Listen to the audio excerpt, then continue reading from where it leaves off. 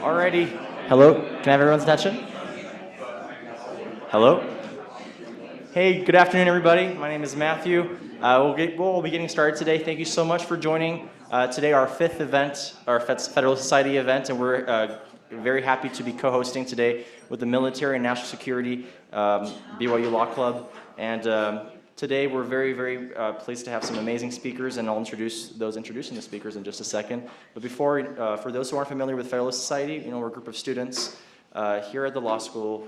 We are libertarians, we are conservatives, we are interested in debate, we are interested in the sharing of ideas, and we'd love for you to come join us. We have a lot of interesting events.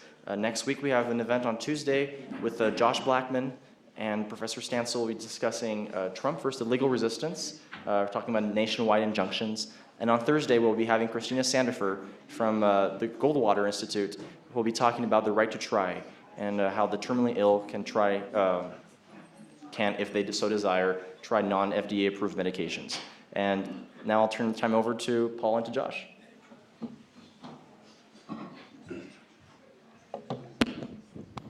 All right, thank you guys. I'm here to introduce our guest speaker, Professor Tung Yin. So Professor Tung Yin joined the Lewis and Clark Law School faculty in 2009. Before that, he taught for 7 years at the University of Iowa and practiced law from 1998 to 2002 with Munger, Tolles & Olson in Los Angeles, where he specialized in white-collar corporate criminal defense and employment law. He clerked for the late Honorable Edward Rafiti, U.S. District Court for the Central District of California, the late Honorable William J. Holloway, U.S. Court of Appeals for the 10th Circuit, and the Honorable J. Clifford Wallace, U.S. Court of Appeals for the 9th Circuit. Professor Yin's academic research focuses primarily on national security and terrorism law and has ranged from legal issues arising out of indefinite military detention of suspected terrorists at Guantanamo Bay, to race and religion and the perception of terrorism, to drone terrorism, and more. His scholarship has been cited in judicial opinions from the U.S. Court of Appeals for the 5th and 9th Circuits, the Florida and Georgia Supreme Courts, and other lower state and federal trial courts. He's frequently seen on the cable news circuit and has written for such publications as the Wall Street Journal, the Los Angeles Times, Associated Press, New York Daily News, Bloomberg News, and the National Law Journal. He also keeps up a blog about running for the Run Oregon blog. So that is Professor Yin, and I'll turn the time over to Paul to introduce Professor Jensen, and then we'll get Professor Yin going.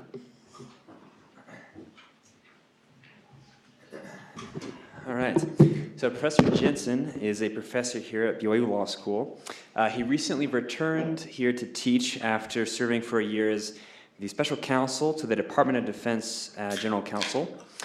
Before he joined the BYU Law School faculty, he spent 2 years teaching at Fordham Law School in New York City, and before that, 20 years in the United States Army as both a cavalry officer and as a judge advocate.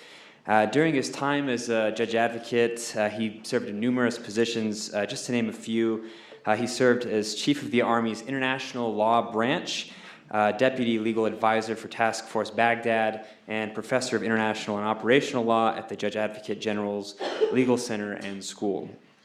Professor Jensen completed his undergraduate education here at BYU and went to law school at Notre Dame. He also did additional education in the way of LLMs at the Judge Advocate General Legal Center and the Yale Law School.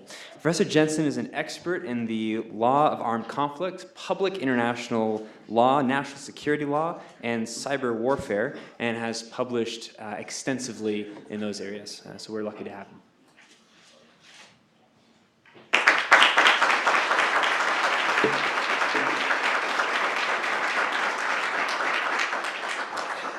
Oh, we have the jury box too. All right, well, thank you for having me. At the outset, I should apologize. I always wear a tie when I do these presentations, but we just moved back into our house after remodeling, and everything's in boxes, and I didn't actually pack my ties, my wife did, and we were in an emergency to find something else, and so I could have gone this morning, but it was a choice between going to go look for a tie or going running, and I've been actually trying to run in every state, and so Utah was the state I needed, so I went did 4 miles. I'd say I love the open feel of cities like this where there are no tall buildings and you've got the nice hills in the background. So anyway, I'm sorry for no tie, but I love the run. So thanks to the Federal Society for the invitation and to the National Security and Military Law Club.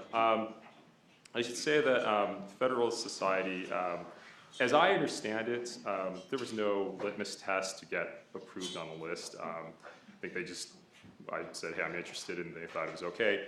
But as I understand it, it's not so much libertarian or conservative, although that is generally how it has been perceived, but really that the principles are not partisan and ideological, but rather principles of limited government, separation of powers, and federalism. All of which I think may have some new appeal in the current climate. If you like sanctuary cities, that's micro-federalism at work. And if you don't like executive branch overreach, you should be wanting more separation of powers, more aggressive checking by Congress of the president and vice versa. So not necessarily ideological, and there may be sort of more of a welcoming tent these days. My topic, I think, fits in generally well with the principles here of limited government, and particularly of separation of powers, because it concerns a particular species of executive branch aggression, which is what I call national security lies. So we're kind of used to politicians lying. There's an entire book by Eric Alterman called Why Presidents Lie. There's another book, I think similarly titled, about why politicians lie. And I think we kind of get used to it. And so in one sense, we might think, well, what's the big deal about national security lies? To start with, though, what I want to do is make clear what I mean by a national security lie. So politicians lie for different reasons. There are what we might call personal lies, lies that the politician tells to sort of cover up some personal misconduct. The most infamous example might be the president wagging his finger, looking at us saying, I did not have sexual relations with that woman, Ms. Lewinsky. Had nothing to do with the political agenda other than that, of course, the lie was sapping his ability to carry out his policies. But it was really purely personal in the sense of the motivation for the lie and the context of the lie. Not what I'm talking about. Then we have political lies, of which there are really too many to list. You know, the current president, any number of these, from the number of people who died in the Puerto Rico disaster to President Obama's discussion of the Affordable Care Act. If you like your doctor, you can keep your doctor. These are lies that politicians tell in order to sell a political agenda. So they're not personal in nature, they're political. There's some overlap between political lies and national security lies. But the national security lies are lies that are told particularly with the aim of justifying them or defending them on the basis of national security. So in other words, the president or a high-level executive branch official misleads Congress, misleads the public, and then later on we find out that it was a lie, and when they're called on it, the defense is, well, it was national security. You can't handle the truth. Or if you like Mission Impossible, you know, the voice on the tape would say, as usual, if you or any of your IM force are caught or killed, the secretary will disavow any knowledge of your actions. That would be a national security lie. We've sent in covert operatives, they've been caught, and now we say they're not our people. So that's what I mean by national security lies. And you can see there might be an overlap between some political lies and national security lies. That is to say, if the lie is told both to further national security, but also to achieve a political objective, generally in the form of attacking, let's say, another nation, needing congressional support. The president might mislead Congress to get that support. That's both a political lie as well as a national security lie. So what I want to do is go through different examples, because there's a whole wide spectrum of types of national security lies and reasons that the president or executive branch officials might tell these lies, and then walk through why I think they're problematic, and then finally close with what I think we might be able to do about these sorts of lies. So some examples. First, we have concealing a covert operation. We have a military force that is in the process of carrying out some sort of covert operation. Somebody asks the president a question about it. What should the president do? Well, on the eve of the Iran hostage rescue mission back in 1980, President Carter had given the go-ahead for this audacious plan called Operation Eagle Claw. It basically involved sending 8 helicopters to rendezvous at a desert site in Iran, where they would be refueled by an air tanker, fly the special forces into Tehran, where they would rescue the hostages, drive them out in trucks back to the helicopters, and fly them out of Iran. There's a great book by Mark Bowden about this, and if I had $1 million of play money, I would option it into a screenplay and try to get Kiefer Sutherland to play the colonel. But the night after Carter had given the go-ahead for the mission, Senator Robert Byrd approached Carter and said, hey, I've read in the press that you're thinking about doing things like bombing Iran or mining the harbor. You're not going to do any of that before you talk to Congress, right? Because you need to consult with us. And Carter said, oh, of course, I'll consult with Congress before we do any of that.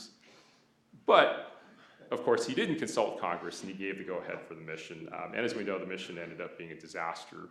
And so it was quickly revealed, but the president concealed it through what was at best dissembling and at worst an outright lie. That's a short-term operation. Then we have longer-term operations that presidents have lied to cover up. And so one example of this was known as Stellar Wind, which was one of the early iterations of the NSA's warrantless surveillance, where emails, phone calls, not just the metadata, but some of the contents were being scooped up by the NSA. And President Bush was sort of asked about surveillance, and he made a comment to the press that said, anytime that you hear about surveillance, there's a warrant involved. Now, it may be what he meant was a wiretap, but clearly the way that he laid out the statement made it possible to believe that what he meant was any kind of surveillance, which would make that statement false. And later on, when the New York Times broke the story, they went back to President Bush, hey, you told us there was no surveillance, and his response was, well, if Al-Qaeda's calling you, we want to know why. which is really brilliant rhetoric, kind of glides over a lot of the legal issues, but I mean, how do you argue with that if Al-Qaeda's calling you, want to know why? Okay, so that's concealing long-term operations. Then there are the lies to build the case for war. During the Vietnam War, President Johnson, in trying to rally Congress to support the Gulf of Tonkin resolution, referred to a series of 2 attacks on a U.S. destroyer in the Gulf of Tonkin. It turns out there was only 1 attack, and we may have provoked the first attack anyway by sending commandos into Vietnam. But the way that the president laid it out was that there was the 1 attack, and then it was followed up by a second attack, which surely made it look more aggressive on the part of the North Vietnamese.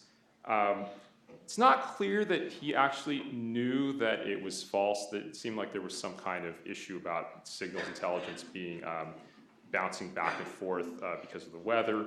But it was at best careless or reckless for him to have stated that there were 2 attacks, when a more fair statement would have been, we're not sure, we think there may have been 2 attacks. Of course, Gulf War II, there were a series of misleading statements made there. Secretary of State Colin Powell had his famous lecture before the United Nations where he talked about the mobile biological weapons lab that Saddam Hussein had prepared. It turns out it wasn't that. There was the claim of Iran seeking yellow cake uranium, which is a precursor to making fissile material for nuclear bombs. That turns out to have largely been debunked. And Vice President Dick Cheney kept pressing this connection between Al-Qaeda and Saddam Hussein, which has been accepted by virtually nobody other than one conspiracy theorist. It would be a little bit odd because the Al-Qaeda is very much the opposite type of Muslim from Saddam Hussein in terms of Saddam was much more secular. Al-Qaeda was very much in the kind of Wahhabism, so they would not have really gotten along. But nonetheless, that seemed to be a false statement as well. So once we have war, of course, there's propaganda value during war, and propaganda often carries an element of falsity to it. What we want to be clear is distinguish between deceiving the enemy versus deceiving the public. So if we are lying to the enemy to trick them so that we can make a more effective attack, I don't think that presents any sort of problem. That's all in the tactical realm of waging war. But telling false statements to deceive the American public about warfare, I think, is more problematic. And so different examples. Right after Pearl Harbor, most of our battleship fleet is in ruins. The Undersecretary for the Navy went out, toured Pearl Harbor, and this is in the days of no Twitter, no internet, so you can do this. And he issued a statement saying that, well, we suffered some damage. Unfortunately, 2 battleships were lost, but the rest of the fleet is in okay shape, which seemed to be not at all accurate. And then more recently, Pat Tillman, former NFL player who enlisted after 9/11, was killed in Afghanistan, and the story that the military put out was that he heroically shielded his squad mates from devastating fire from Taliban insurgents, and that he was awarded one of the highest medals. It turns out it was friendly fire that killed him. And not only that, somebody in the military burned his uniform to try to conceal the evidence of the friendly fire. And nevertheless, the statement that was put out to award him posthumously the medal carried the false statement about the story, which was intended to sort of bolster national pride in his sacrifice. And related to that was Jessica Lynch, who was the sole survivor of a convoy ambush in Iraq. The story that was put out by the military was that she was badly injured, but kept firing her weapon until it ran out of ammunition. And so it made her seem as this sort of superhero, Xena warrior princess type. But in reality, it turned out that her weapon jammed from the start, and she was unable to fire. Again, not to take away from her heroism in surviving the ordeal, but again, a false story that was put out to make American pride in the military more than what it should have been. So a propaganda value during war. We have the military lying during court cases, which is perhaps really disturbing for all of you who are applying to be lawyers, the idea of lying openly in court. But in the Japanese-American internment cases leading up to Korematsu, the military revised the original version of the Supreme Court brief and made it seem like there was much more of a threat from Japanese Americans when the original version of the brief had a footnote that suggested that there was no indication at all of any sort of disloyalty. And then if you consider the military state secrets doctrine, by which the government can essentially refuse to produce evidence in court cases on the grounds that it will disclose state secrets or military secrets, was built on a case that itself was a lie. It had to do with a military crash and a tort action brought by the survivors of the civilians on the plane. The government claimed that it could not produce an accident report because it would disclose military secrets, and as a result, the family received less money than they would have had they had access to the report, which showed that it was simple negligence. And the reason we know that it was built on a falsehood is that decades later, one of the granddaughters of one of the original victims happened to just Google on the internet and found a declassified version of the report. So they tried to reopen it and get the court to reopen the case, and the court said no. But we get a sense that the government will unfortunately lie even in these sorts of tort cases. And then I think the worst ones are disavowing failed operations and concealing misconduct. So the banned U-2 is named after the U-2 spy plane, which was a plane that would fly at a very high altitude back in the 60s. And we thought that it was actually safe from Russian anti-aircraft missiles at the time, and it turns out we were wrong. So one of the planes got shot down, and President Eisenhower, 50s, sorry, not 60s, President Eisenhower had to acknowledge this and thought the pilot had been killed, so he put out a public statement that it was a NASA weather plane that was shot down, an unmanned NASA plane. And so the Soviet premier was waiting for this moment, and he trotted out Gary Powers, the pilot, and said, look at this, these Americans, they thought that the pilot was, this unmanned plane had a pilot who we captured, and we waited for the Americans to put out their fake story so that we could point out how fake it is. Eisenhower later on regretted that as one of his biggest mistakes of his presidency. And then concealing misconduct. We've had examples where executive branch officials or the president have actually lied in an attempt to cover up their mistakes. So back in the Reagan administration, there was the Iran-Contra scandal where two different violations of law. One was selling arms to Iran to ransom back hostages, which was against US policy and law. And then the other was the money that they ended up getting from selling the weapons to Iran was money that we shouldn't have because we shouldn't be selling weapons to Iran in the first place. So the Reagan administration thought, why don't we just sort of launder the money through the Contras who were trying to help against the Sandinistas in Nicaragua, which violated the Boland Amendment, which said there shall be no money to be used to fund operations in Nicaragua. But of course, Congress can't stop the president from doing what the president will do with money that Congress didn't know about. So there you had two lies to cover up that misconduct. Eventually, Oliver North, the national security staffer who cooked up this plan, was prosecuted by the special counsel. He was convicted, and then through the magic of Crim Pro, the DC Circuit reversed his conviction, and so I think he still shows up on TV once in a while. He had a number of guest stints on the TV show Jag, and became kind of a minor celebrity. Another example of concealing misconduct, President Clinton, after one of the embassy bombing attack, launched some cruise missiles at Al-Qaeda, and one of the targets was this pharmaceutical plant in Sudan. Then we did the strike at night to minimize casualties, but it destroyed the plant. I think it still killed a few custodians. And the justification for the attack was that soil sampling outside of the pharmaceutical plant indicated the presence of precursor chemicals for chemical weapons. And so the argument was that this was a chemical weapons plant. It turns out that the soil did not even come from property owned by a pharmaceutical plant. And while it could be a precursor to chemical weapons, it also was dual use for regular pharmaceuticals. And so it looked like there was a bit of a false statement there to cover up really what was a mistake. So those are just different examples and categories of what I call national security lies.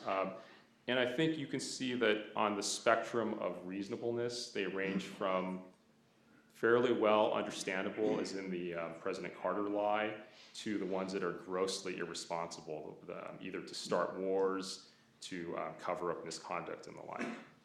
So why do executive branch officials lie? Is it that they just can get away with it?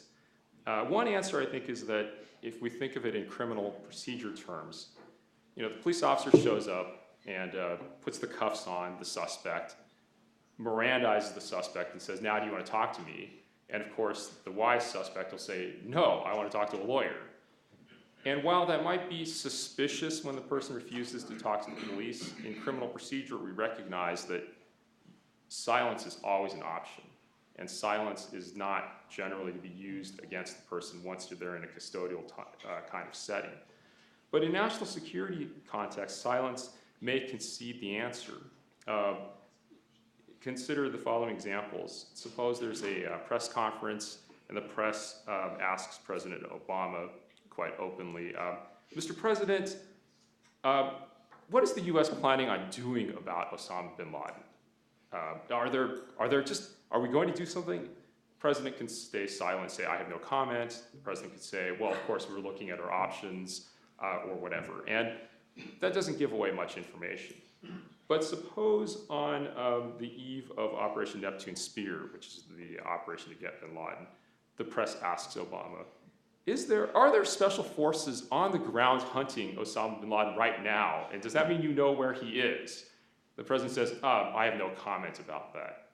That is a big red flag to bin Laden, if he's watching MSNBC or Fox News or whatever, that they're after me. I better get out of here.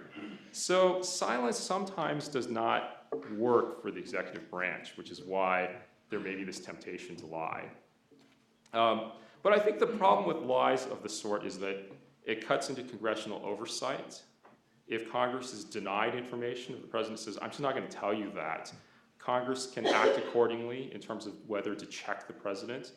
But if the president misleads Congress and Congress believes it, then Congress can't exercise its oversight as effectively. So why do presidents get away with all of these lies, these national security lies? So here I think to run through quickly some reasons. One, what I characterize as lies broadly, many of them might deny that they lied. They might say I exaggerated. They might say I misspoke. They might say I was mistaken. And so when I mean lie, I mean kind of more broadly a reckless disregard or reckless inaccuracy. But I think that's how politicians might want justify it. Two, national security is kind of like in Greek mythology, Athena had this incredible shield known as Aegis. It had Medusa's head on it, and it would petrify her enemies. National security is like that. When the executive branch waives national security, it almost always wins. It does not always win, but most of the time, the courts and Congress, they back down.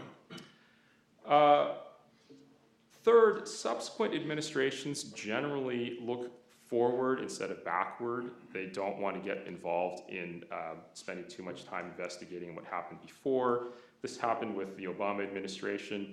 Candidate Obama was very tough on the Bush administration, but when President Obama took office, it was all about let's just move forward. And the most egregious cases, there were 2 detainees who died in custody, and the pathology reports indicated that they died of homicides. And the recommendation was to prosecute, and Eric Holder, the Attorney General, decided not to. So if you're not going to prosecute detainee murders, these sorts of lies are just not going to catch the attention of the subsequent administrations. Okay, so quickly, here's my proposal for what we might do with this. We can look at the way that we regulate covert activity, the way that we regulate classification authority by presidents, and the way that we allow state secrets to be invoked. And the way that these work is that covert activity requires a written finding by the president that such covert activity is necessary for American security, that the particular agency tasked with the covert activity is the best suited one. Typically it's the CIA, but could be other agencies, and has to report to Congress.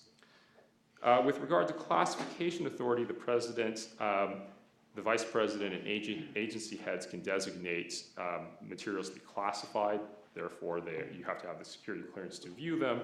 But the important thing here is that you have to specify the duration of the classification with an ultimate time limit not to exceed 25 years, at which point there's automatic declassification. So I think if we mash these two together, we can get sort of a model for how to allow presidents to issue national security laws when necessary, like the Carter ones, while hopefully providing a disincentive to get carried away with them.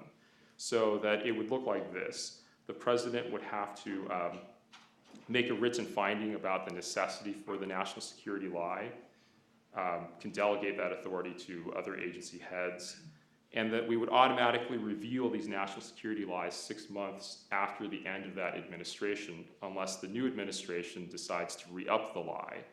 But what that would do is it would force the new administration to own the lie, so that it wouldn't be able to say, well, that was the previous administration. And in fact, what it would do is make inertia work for us instead of against us. If the new administration does nothing, as they tend to do, all these lies will become public. It's only if the new administration thinks this lie is, we really need to re-up this lie, that it will issue the new finding, but now the new president will have his or her signature on that. So that in a nutshell is my thought. I don't think that this would necessarily stop all lies, but the current system doesn't either. The Boland Amendment very clearly prevented the president from doing what the president's staff did, and yet they still did it. So the idea is that if we provide an option where you think it's necessary, you can take the option. If the president chooses not to take the option, then I think it makes the president look much worse when the lie is later discovered. And we can hope that the reputational concerns will cause them to think more carefully about these lies. So, thank you.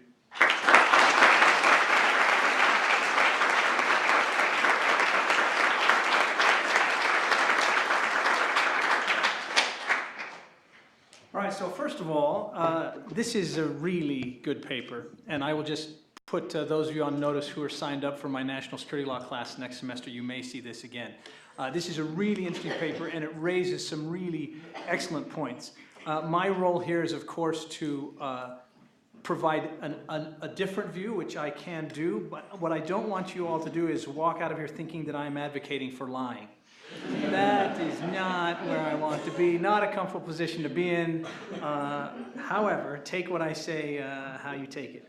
I think the first question is, with respect to this paper, is what is a lie? And you've done a great job in your paper of highlighting that, but there are some things that can't really be termed a lie, and maybe other things that can. So is silence a lie?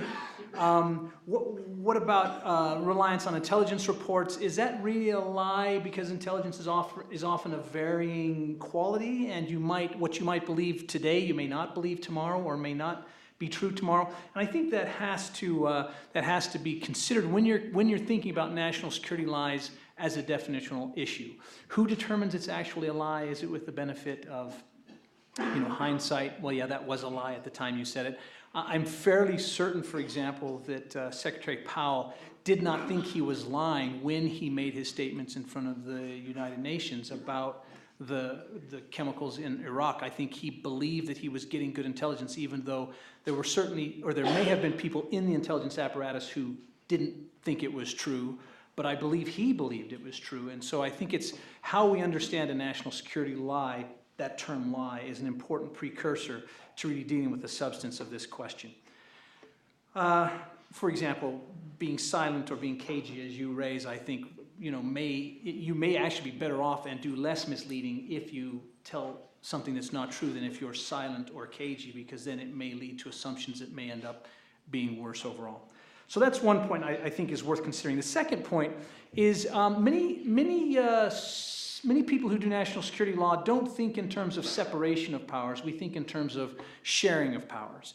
And if you look at the Constitution, I think the Constitution really is not about separating powers, but about sharing national security powers. Now, it's separation of powers writ large, yes, but with respect to national security, I think the Constitution is more about sharing powers amongst the branch of government than it is about separating them.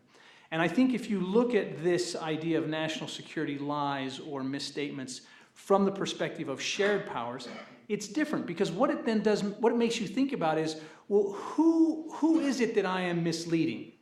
If I am misleading the enemy, I mean, I think again in the paper, there's not a problem with misleading the enemy. That's probably in fact a good thing. For those of you who have contemplated military service, anytime you can make the enemy think that something is not true that is true, or is true that's not true, that's usually good. It usually gives you some kind of tactical or strategic advantage. So trying to mislead or deceive, deception we call it, the enemy, that's probably a good thing. So who is the target of your national security lie, I think deserves more discussion than we've given it, and maybe more thought. So you think about, there's the enemy, there's the public, and there's Congress. We'll just divide the world into those three camps. In a shared powers kind of paradigm as opposed to a separated powers paradigm, it seems to me the most egregious dishonesty is going to be, or misleading statements, is going to be with respect to Congress. Not necessarily with respect to the American public or with respect to the enemy, certainly. So from my perspective, of all the examples that were given, and just in my own thought process, the things that I'm most concerned about are deception to Congress. Let me give you an example. The Pat Tillman narrative versus the Pearl Harbor information. The Pat Tillman narrative was clearly a lie designed not for any real national security good. I mean, I guess you could talk about morale and things like that. But the Pearl Harbor deception, I think that was, I mean, there's some question even in your papers whether or not that was deception, because in the end, most of those battleships that were crushed besides the two did end up coming online in some form or another. But the question is, do you want Japan to think they were successful? Do you want the American people to think they were successful? Is there a benefit to your national security interest in portraying a more rosy, we'll say, as opposed to a completely dishonest view of what happened at Pearl Harbor? And so I just would ask you to think about target. How does target fit into this? Instead of evaluating whether something is a national security lie based on the statement itself, the factual correctness of the statement, think about how the target of that statement weighs in. And should we give more allowance to a misleading statement whose target is someone that you want to mislead for national interests? For example, an enemy. That doesn't hold true, I think, again, with Congress, and hopefully we can talk about that more during the question and answer period. I think that it's a struggle for me to, at least I struggle more with misleading Congress than I do with the enemy or even the American public, because I can't see justification for that. But I think you have to look at the target. Now, falling into that kind of view, the Title 50 in this presidential finding issue is a really important point. And I think you can read Title 50 to actually authorize the president to lie. What Title 50 says is that a presidential finding has to be made, and then it talks about who a presidential finding must be shared with. And it's not with Congress, it's writ large, it's not with the American public, it's not with the global public, it's with a small number of congressional leaders. And so in a sense, you can read that to actually authorize the president or the executive branch to lie to anyone else who might ask. So if I'm not part of that group of 8 and I ask the president, well, the president's got statutory authority that allows him, that authorizes him to keep that information private, secret, from everyone except those people in Congress, a group of 8 who he has to divulge that to. So for me, that again leads to this sense of, well, we shouldn't be requiring the executive branch to disclose everything to everybody. We ought to be careful about what we do, and maybe the way to analyze this most thoroughly is to look at who is the target of the deception, who is the target of the lie. I think that's something that we could talk about more. The other piece of this is, instead of looking at the statements, maybe we ought to look at the interests at play. There might be statements which on their face are misleading, but are there interests that are important that are being protected by those statements? And what's the analysis by which we analyze what those interests are? And how do we rank order? How do we set in a hierarchy those interests versus the overall interest of being honest, being transparent, disclosing, etc.? So I think those are some issues to think about. Let me just end with one more point, and you will not have had the benefit of reading the full proposal, which I think is definitely worth reading. But let me start by asking this question. With respect to national security lies, what is the harm we're trying to prevent? So if we're going to say national security lies are wrong, what is the harm we're trying to prevent? If the harm is we're trying to not mislead the public, then I'm not sure that delaying the disclosure until 6 months after the transition of the administration actually meets that harm, because the public will still have been misled, at least at the moment where the information was most vital and for some period thereafter. If instead of that, if the thing you're trying to get to is transparency, then again, I'm not sure waiting for the next administration really solves that problem, because now what you're doing is you're making this a political play, because if the next administration is from the same party, chances are they won't want to disclose. If they're not from the same party, they may want to disclose for reasons other than transparency, just to get back at somebody. So I'm not sure that that is really what's going to promote transparency. If what you're trying to do is prevent either immoral behavior or groupthink, both of which things are mentioned in the paper and argued very well, again, I don't think the situation deters effectively, because you're not going to stop groupthink in a specific administration by saying the next administration may disclose. You're not going to stop immoral behavior, especially given the pattern of non-prosecution of next administrations, by saying the next administration might disclose. So even though I recognize that national security lies are a problem, I think we should focus, instead of on the statements, I think we need to spend some time focusing on the target of that statement to evaluate its value and what we should do with it, and on the interests it's trying to protect, and we ought to set up some kind of hierarchy so that we can't just say blanket, anytime the government deceives you, that's bad. And then I think we need to, as we look at the solution, we ought to tailor it and start by asking that question, what is it we're actually trying to solve, and does the solution actually solve that? Let's go to questions and answers. Oh, sorry.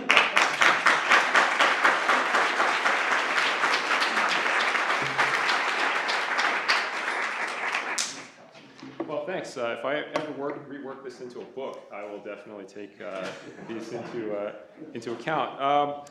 So on the what is a lie, I do think that there's going to be this range, and part of the issue about easy to state that we think there are these such things as national security lies, harder to actually define them.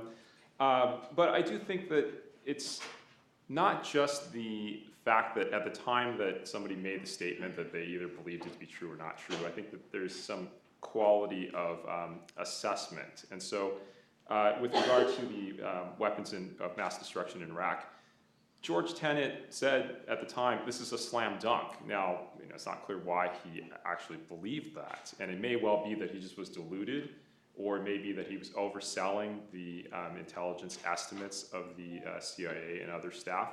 But somewhere in there, I think a more accurate statement would have been, Saddam is acting like he has weapons of mass destruction. And previously, after Gulf War I, we discovered that he was much closer to constructing a nuclear bomb than we thought. So a cautious approach would be to assume that he is well on the path to reconstituting weapons. But if the question is then posed, well, are we sure he has them?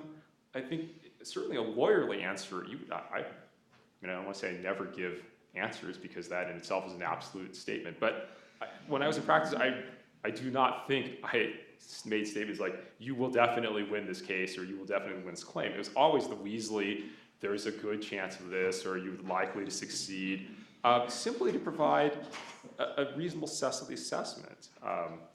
So I think that a lot of the lies here could be, it's not necessarily a binary yes or no, but it's that the statement is put forth as being more confident than it should have been.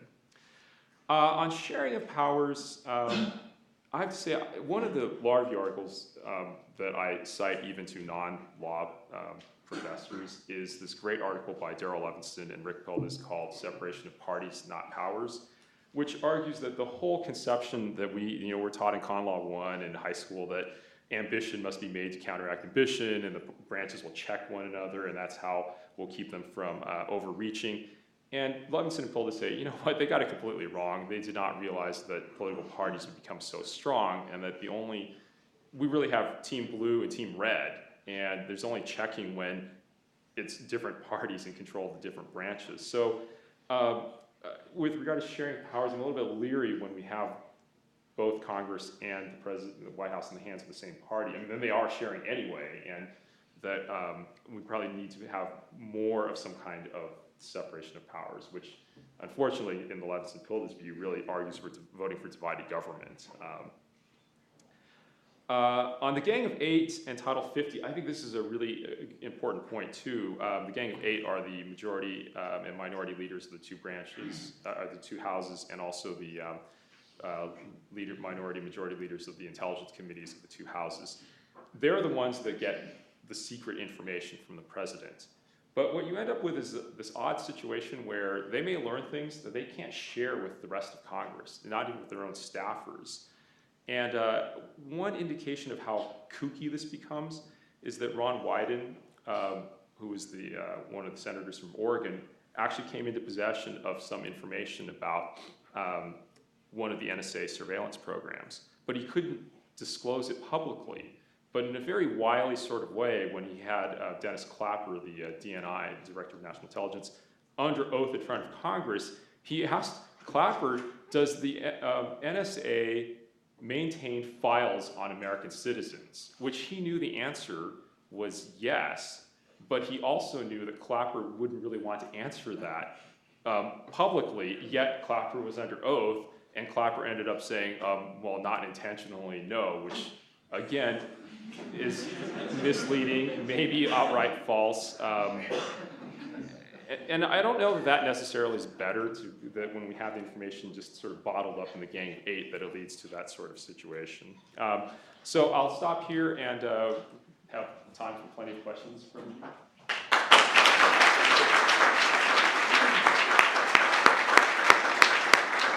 All right, we have about 10, 12 minutes for questions right here. You can direct it to any. Professor Jensen, regarding the comment on targets, I'm wondering if in the age of seamless communication that we live in and proclivity for leaks, especially within the government, is it actually possible to divorce the three targets that you spoke of? Yeah, so the fact that information will go did everybody hear the question? The question is, in the age of modern technology, is it possible to make this distinction based on the target of the lie, not on the statement itself, right? Okay, so so I think that is a hazard, because everybody's going to hear the information, right? And you can't just say, okay, American public, don't listen to this. This is really just for the enemy.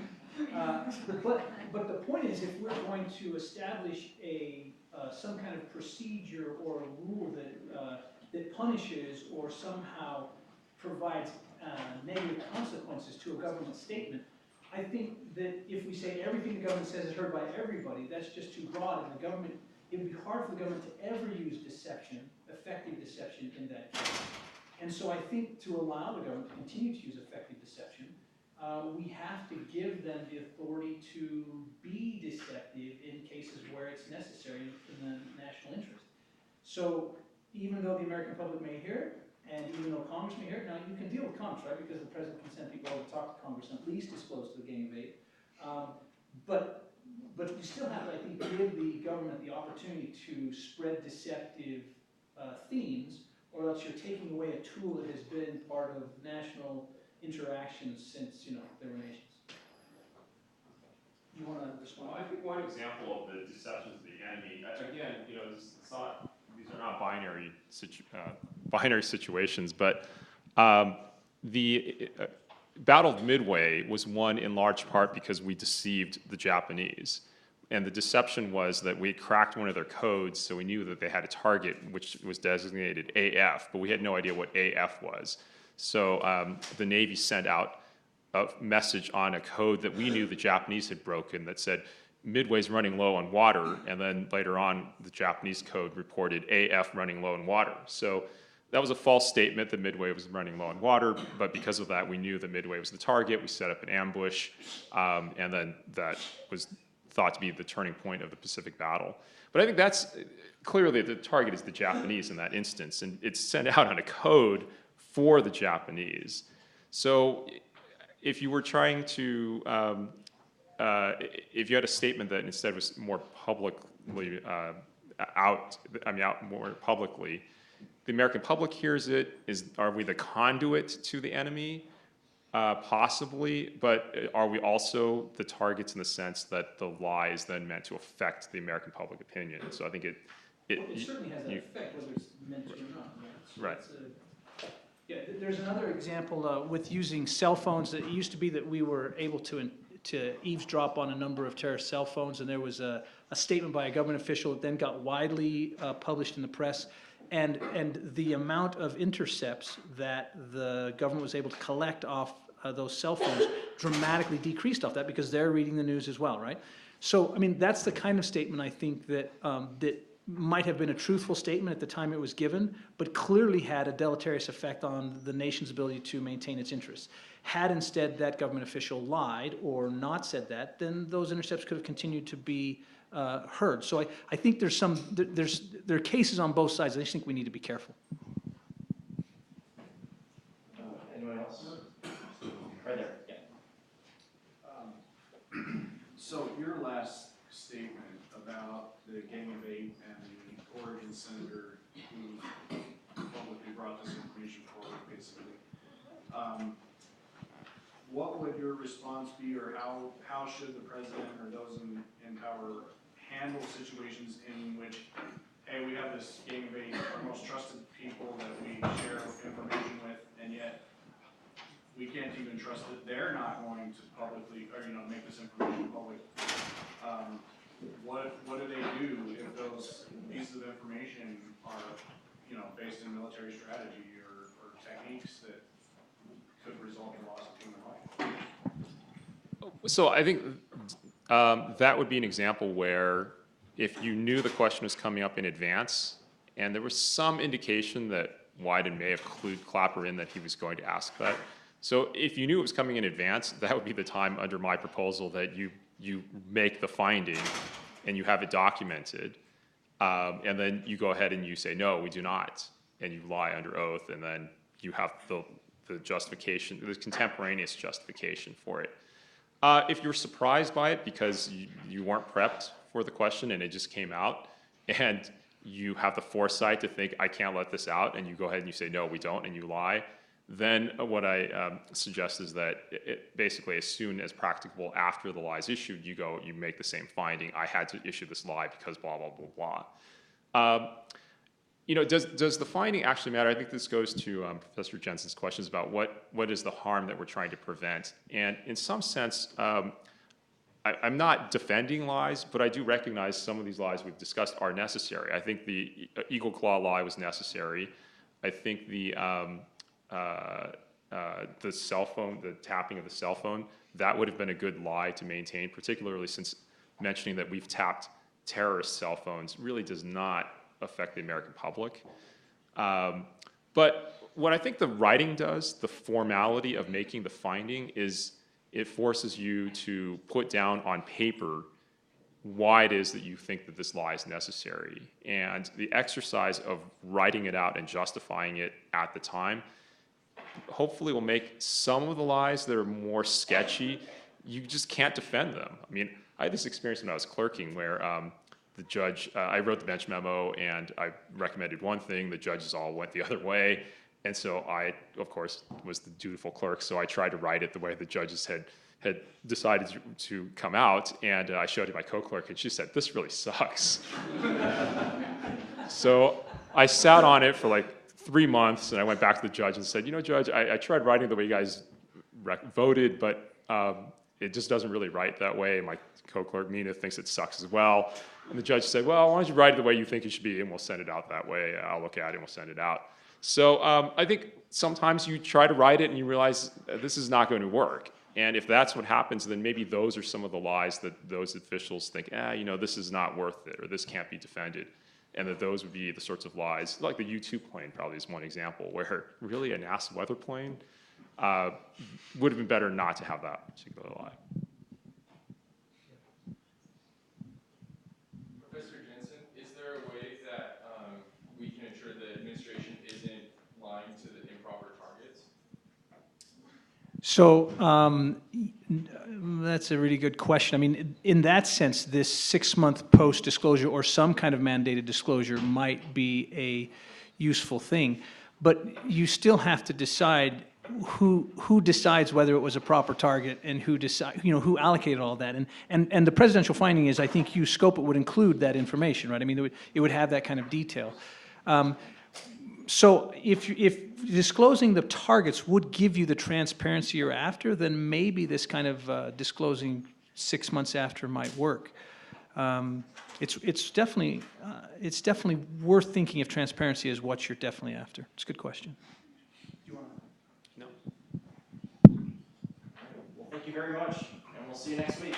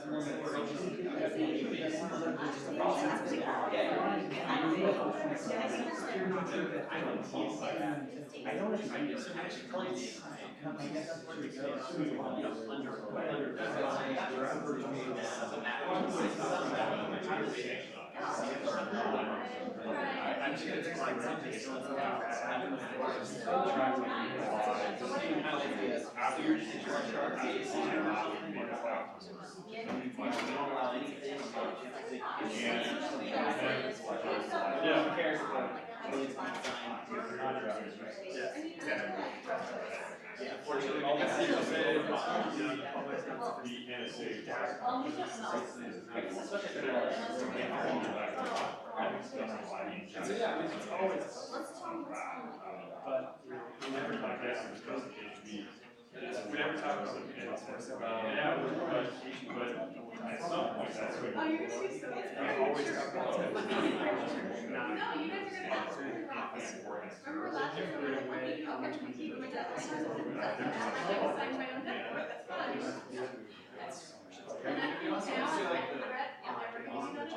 strategy, like, do you